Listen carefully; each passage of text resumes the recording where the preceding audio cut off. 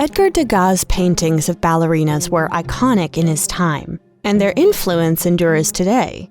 The Ballet Class allows the viewer to step into the ballet world of 1870s Paris and see it for all it really was. Degas' interest in painting ballerinas speaks to both his love of classic beauty and his appreciation of modern artistic techniques. Degas was most interested in the mundane aspects of ballet. He wrote in a sonnet that queens are made of distance and grease paint. The Ballet Class is one of several paintings commissioned by Jean-Baptiste Faure. One variant, created in 1874, today hangs in the Metropolitan Museum of Art in New York City. Degas likely began painting the Ballet Class in 1873 and completed it by 1876. Today it belongs to Paris's Musée d'Orsay. Both paintings portray the same scene. They are set in a rehearsal room at the Paris Opera. The dancers are near the end of their class, slumped tiredly. They pay little attention to their teacher, the ballet master Jules Perrault.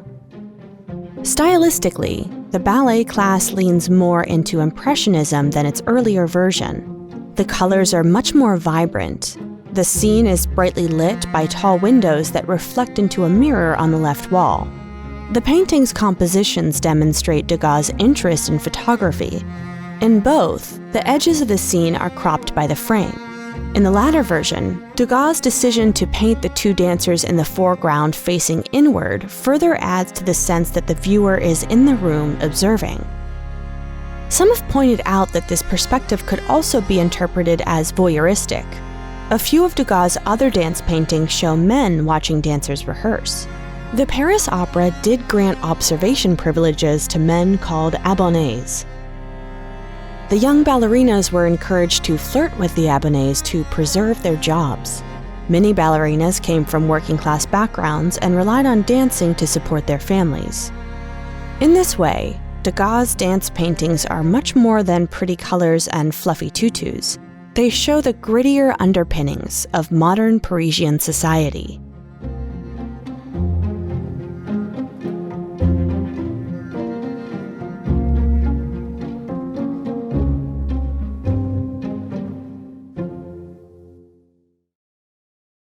Despite the intricacies behind Salvador Dalí's The Persistence of Memory, a two-word phrase is all any art lover needs to conjure up this work of art. Completed in 1931, Dalí's Melting Clocks quickly became a worldwide sensation, and today are considered by some as the height of the Surrealist movement. Dalí specialized in producing art that features familiar objects, but he presented them in unfamiliar ways, embracing irrationality. Conceiving of an irrational piece required a somewhat irrational process, which Dalí called the paranoiac critical method. Developed in 1930, the technique relied on self-induced paranoia and hallucinations to make art, and explains why so much of Dalí's work feels like a dreamscape. This includes The Persistence of Memory, where a realistic coastal landscape, which was inspired by Dalí's hometown in Catalonia, meets unrealistic or surreal subject matter, in this case, a set of melting clocks. Typically known for their dependability in telling time, these clocks have been rendered useless as they hang on various surfaces within the painting. While some believe that these melting clocks represent the omnipresence of time, Dalí's explanation of the inspiration behind these clocks is much simpler.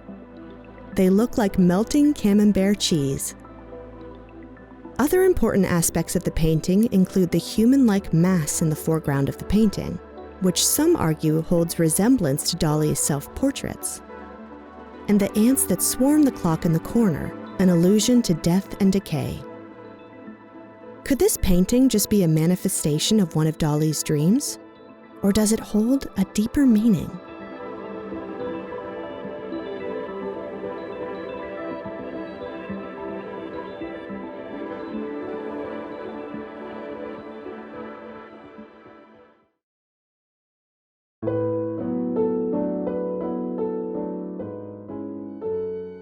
An icon of the Italian Renaissance, Alessandro di Mariano Filippi's Birth of Venus is one of the most famous paintings in the world.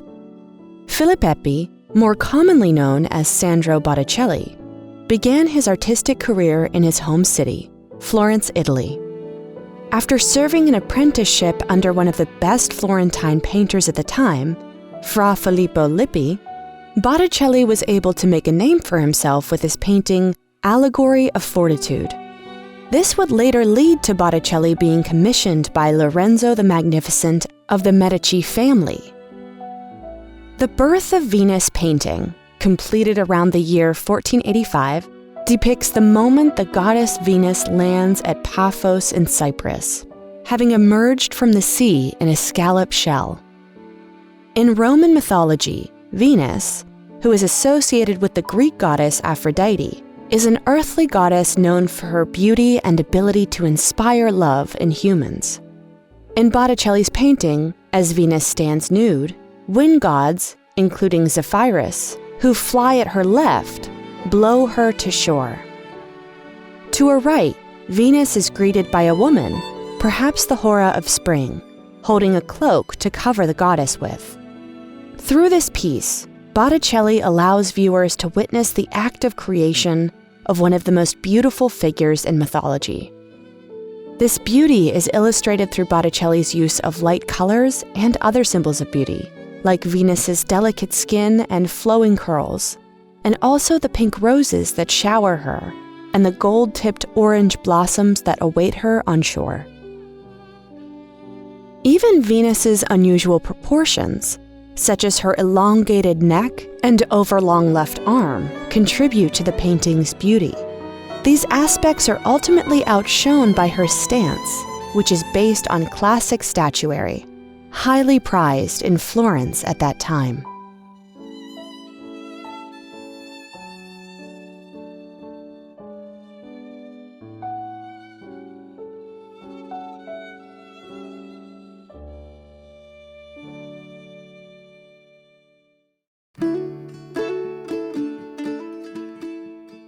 Grant Wood's American Gothic has puzzled museum-goers, art lovers, and the average citizen since its completion in 1930. At the time of its creation, Wood was one of many artists who embraced an art style known as regionalism, an art form that rejected European modernist influences in favor of a more realistic and folksy approach in depicting daily rural life. However, Wood didn't always embrace this art form. Prior to the creation of arguably his most famous piece, Wood studied art in Europe, where he mostly engaged with Impressionism. But when he returned to the United States, he embraced regionalism. So what makes the American Gothic so popular and parodied today?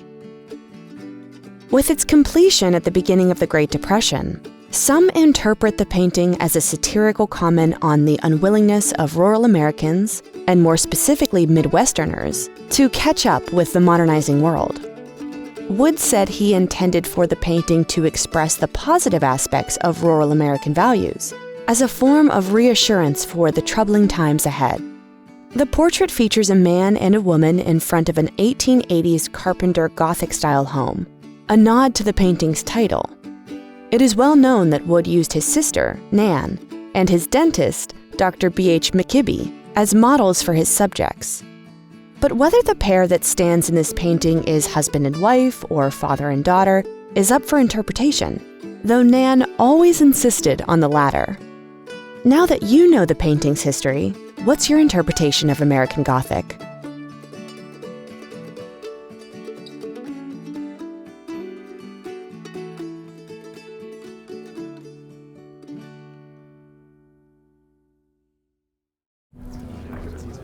Like much of 19th century France, the art world was a man's world. But as new styles emerged, women like Berthe Morisot stepped into the scene. Woman at Her Toilette offers a bold example of these now more visible female perspectives.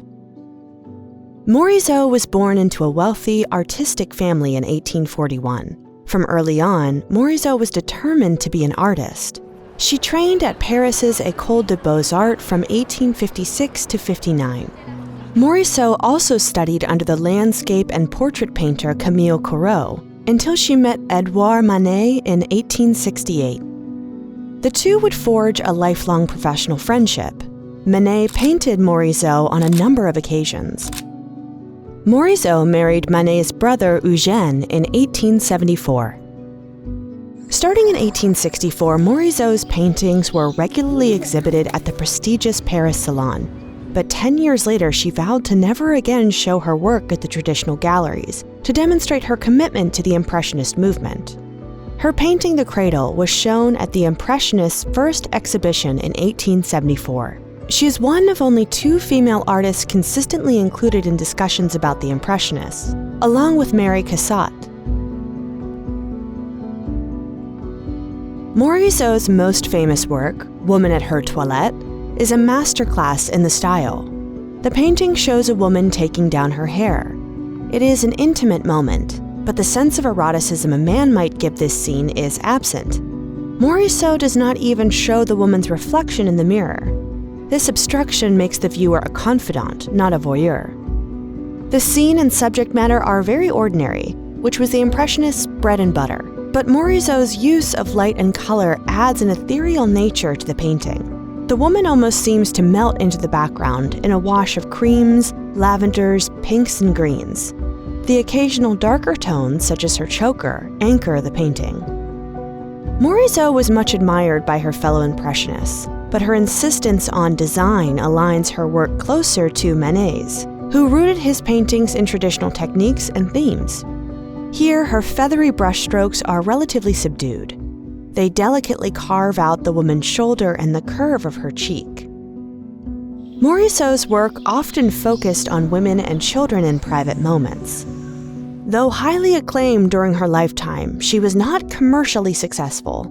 However, she outsold Claude Monet, Pierre-Auguste Renoir, and Alfred Sisley.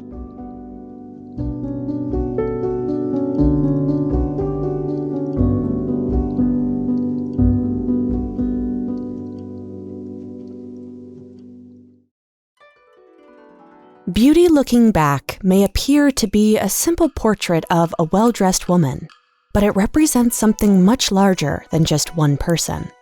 This single image exemplifies the changing lifestyles, artwork, and fashion of Japan's Tokugawa period. The Tokugawa period is also referred to as the Edo period. This was a time of internal peace and economic growth under the conservative Tokugawa shogunate. To control the public, the shogunate designated walled areas inside cities for pleasure centers. These areas were filled with brothels, tea houses, and kabuki theaters. This environment gave rise to ukiyo-e, a new form of Japanese artwork. The word ukiyo came from Buddhism. It originally referred to the fleeting nature of life. During the Tokugawa period, the character for transitory was swapped out for the homonym meaning ephemeral. This ukiyo referred to the free-flowing nature of urban life. Hishikawa Morinobu is widely considered the first master of ukiyo-e. Hishikawa painted Beauty Looking Back in 1690. Beauty Looking Back captures the fashions of the time. The subject's back is to the viewer, allowing for a full display of her elaborate hairstyle and embroidered kimono. The Tokugawa period was a golden era for Nihongami. Hairstyles were a visible marker of one's place in society. In Beauty Looking Back, the woman's intricately looped hair is secured with combs. This hairstyle was popular with the wealthy and fashionable. The woman's clothing also exhibits the tastes of the time. Her bright red furisode is embellished with chrysanthemums and cherry blossoms. Furisodes were traditionally worn only before marriage. Hishikawa was known for his command of nuihaku. He likely used this decorative technique on the woman's furisode. Today, Beauty Looking Back belongs to the Tokyo National Museum. While admiring the painting, it's easy to imagine its subject walking through Edo's bustling pleasure center. With just a single figure, Hishikawa has frozen this era in time.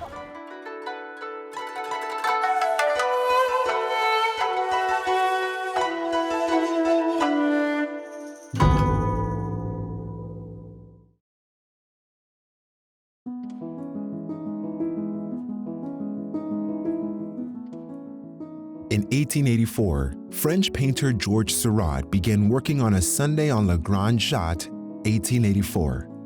The mural-sized painting depicts a typical Sunday afternoon in suburban Paris, with people of the lower middle class relaxing at the painting's namesake, La Grande Jatte, an island in the Seine River. In the painting, Seurat incorporates well-known Parisian stereotypes, such as the woman in the right foreground whose leashed monkey identifies her as a person with loose morals. The man on the left with the top hat and cane is recognizable as a fashionable stroller of the Parisian boulevards. Although the painting portrays modern subjects, Seurat wrote that he intended to create the timelessness of a classical Greek frieze with a canvas organized by harmonies of color. Inspired by contemporary writing on color theory, Seurat broke away from the spontaneity of Impressionism. He relied on scientific principles of light and color to create careful and precise compositions that helped define the emerging Neo-Impressionist movement. While working on a Sunday on la Grande Jatte, Seurat was creating pointillism, a technique that uses small dots of color that blend together when viewed from a distance. Seurat believed that separate touches of color would create more vibrant hues than those traditionally mixed on a palette. Now, A Sunday on la Grande Jatte is Seurat's best-known work. His use of color and form was essential to the development of Neo-Impressionism as well as the stylistic approaches of later movements and artists.